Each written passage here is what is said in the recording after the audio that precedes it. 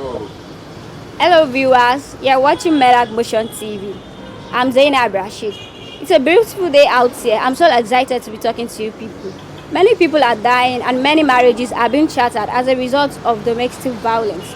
As a matter of fact, we are faced with this difficult question of what triggers domestic violence in a marriage. Join me as we find out from Nigerians. Good afternoon, sir. This question is this: what triggers domestic violence in a marriage? Ah, lots, lots, but let me just give a brief to not take much of our time. If there's lack of trust and if there's no fear of God in any homes, definitely such will continue consistent and it will continue to happen. Like what we are seeing in the country now, are there domestic violence here, domestic violence there, because there's no trust and they don't really love themselves. I believe those two things. If there's no God fearing and the trust is absent in a home, definitely domestic violence will continue consistent in each homes we have. Have you ever experienced domestic violence in your home? Yes, definitely. I did. It really happens to me myself that I'm talking to you. Like I've experienced it. I was in a bondage of love for 2 years. My wife that I love so much, that I believe I love so much, immediately after the wedding, you could not imagine, a lot of things started happening.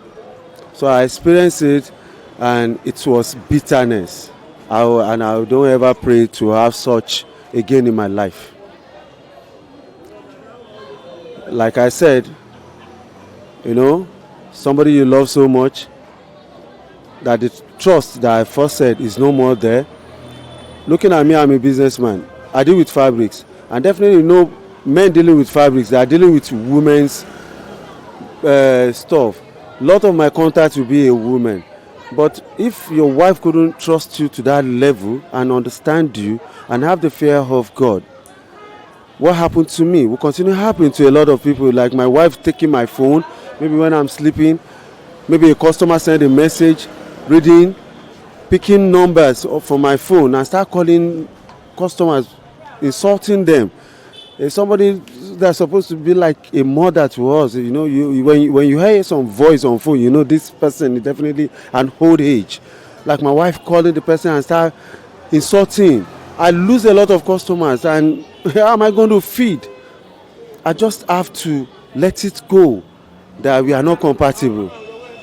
It's what happens to me. That's why I'm sharing the experience. All right, sir. How were you able to escape through your abused marriage? I thank God because if you are a person that believes in God and you worship very well, definitely God also have a plan for you. It's very simple. What I've been looking for, because I couldn't want her to go because I believe I love her so much. But immediately COVID-19 just come, you know, when a lot of customers has dropped coming to buy things from me, I start having a problem financially, and she could not stand it because there's no money again. She just have to tell me she want to go, and I just thank God that she left, and immediately she left, a lot of things has changed in my life for good. Sure, you understand? Because if you just don't let it go when you're supposed to let it go, we couldn't say what can even happen when your wife has taken a knife that is going to stab you on unnecessary issue. You know, love has gone and the fear of God has just left the home. So what I always advise, if somebody want to have a very good home, should look for someone to trust and somebody that is God fearing. That's just it. So, what's your advice for people that are undergoing violence in their marriage? Now I'll just chip in a little. Understanding, number one. Trust, like I said. Understanding, trust, and God fearing. You met your spouse. When you are still courting, if you see your spouse that is not God fearing, if you see your spouse that is not trustworthy, why going ahead in saying you want to get married? It's not advisable, and I will not take that part. If you have seen yourself when you're cutting, the trust is not there, your spouse doesn't have the fear of God, I beg, pick. This is the question, ma. What triggered domestic violence in the marriage? Oh, lack of respect between the husband and the wife, and that is husband to the wife, wife to the husband. If they both of them don't give them themselves give due respect, there will be violence always. One should be very calm. When the other one is the other one triggered off, the second one should be very calm. After some time, they call each other and settle the matter amicably. If there is sorry in the marriage, it will last. You have done this, you have done that, you are sorry. Without sorry, the marriage will not last long. Have you ever experienced violence in your marriage? No, for the past 43 years ago, I did not experience that too, because my husband is a quiet somebody. When I'm annoyed, he will not talk. When he's annoyed, I will not talk. So that's how we have been managing ourselves. What are your advice for people undergoing domestic violence in their marriage? My advice for them is just to be calm.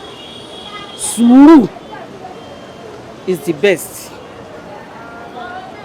Maybe I don't know, maybe pride. If you are proud, you will not be able to settle with a man.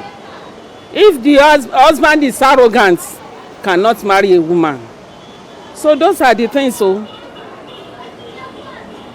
All right, thank you so much, ma. I really appreciate your time, ma. thank God. Sir, this is the question. What triggers domestic violence in a marriage? Domestic violence in a marriage, I would simply say is lack of understanding. Because domestic violence in most cases is always two ways. It can be from a man to a woman, or from a woman to a man. But all in all, if there is no free communication within the house, if there is no trust in any relationship, definitely it triggers domestic violence. Have you ever experienced domestic violence in your marriage? It depends on how your definition of domestic violence, but I've never. But you see, domestic violence does not have to be physical only, because people always think that when you are physical, that's when there is domestic violence. Even when you even stab your husband in the house, it's a form of domestic violence. When you're supposed to have a good time with your wife and you feel that yes, you are not doing it, it's another form of domestic. It's another form of violence. So all those things now aggregates, as in expatiate to now physical, because domestic violence is not something that happened just like that. No, it's, they always say the drop of water make up an ocean. There is every possibility that the fracas has begun. There is a gap in communication, so it now results to physical. So it's a very normal thing. I've never experienced it, and I don't pray anybody to experience such. What advice do you have for people that are going domestic violence in their marriage?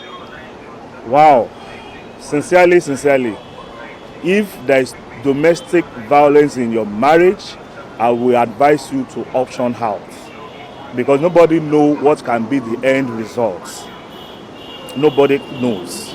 You see, everybody can be independent. Everybody can be okay. You can only be okay if you are alive. You can only be independent and be achievable if you are alive. So a slight domestic violence can lead to death, can lead to anything. So I will advise anybody that is into any form of physical domestic violence should just option out. It's better that way. Thank you, sir. I really appreciate your time. You're welcome.